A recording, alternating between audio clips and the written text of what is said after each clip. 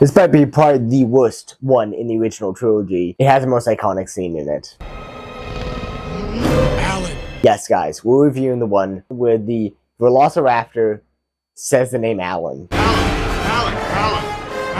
It makes even less context in the scene in the movie than just as a clip. It's such a random moment. Alan. But let's just start out by saying some bad stuff about this movie. It's a downgrade, even from the sequel standpoint. It's a downgrade. I will say the child actor is better in this one than in, the second one. But Alan. the dinosaurs look more like PS1 graphics. Just overall, the movie is just not as good looking. Another thing is the characters. The characters are not really that great in this one. Like the sequel. The child actor wasn't as bad. Am I the only one who thought that Ellie and Alan were married in the first one? I thought that was the thing, that they were husband and wife. It seemed that they're not married anymore. She's dating someone else. Did they get a divorce? It wasn't very clear about that. And if they got a divorce, why are they so civilized with each other? Like, he still thinks of her as like the best, the best person he can think of. And when he needs to call someone in an emergency, he calls her. At the beginning of the movie, you have them together, where she brings her son over to hang out with him. Like, they didn't act like people who had got a divorced. And I get it. There's so many different people, like what people are like in the divorce. But the same way, it felt a little bit weird, the way they were acting for saying they. Maybe I'm confused. Maybe they were dating, but I thought they were married in the first one.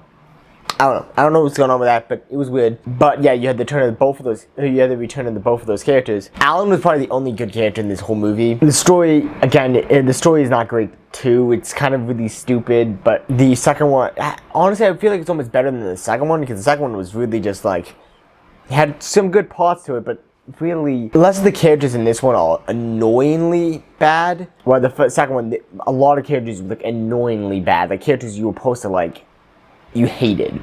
This one, really just all the characters are idiots. Anyways, on to some good things. Alan. So I would say the good things with this movie is some of the action scenes are pretty fun. The scene in the birdcage, that was pretty epically shot with all the smoke. I liked it. Some of the other action scenes. I will also have to say the big new monster in this, I kind of liked. I kind of liked him, but I also didn't. I would prefer if they had kept with T-Rex, but I loved how they did a really small thing by having this, like, you have him defeat the T-Rex, and now you're like, oh, this the T-Rex, who we thought was like the alpha male. I guess not male, but, the alpha, the big dog, the king of the jungle. The T-Rex was defeated by this other monster. And you're like, okay, it did a great job setting up, okay, this one is more intimidating, you should be more afraid than you were the T-Rex. But in the same way, I would have preferred just keeping with the T-Rex, but I will have to say, they did a good job setting up that dinosaur, and I think overall, he did a pretty good job at being intimidating. So overall, I would say this is definitely a movie I would recommend. If you want to check it out, you can check it out. It's not incredible. It's, I would put it as, the first one was up here, and it keeps going downhill more and more. Like I was talking about at the beginning of the month, about this month is about blockbusters. And what I would consider blockbuster movies in this case is I'm talking about movies that are not worthy of it. They're the cheap movies. I would say it as, if you are into films, you're into filmmaking, stuff like that. Just like if you're into bodybuilding, you have those cheat days where you get off your diet, you eat more food you just enjoy that's cheap food.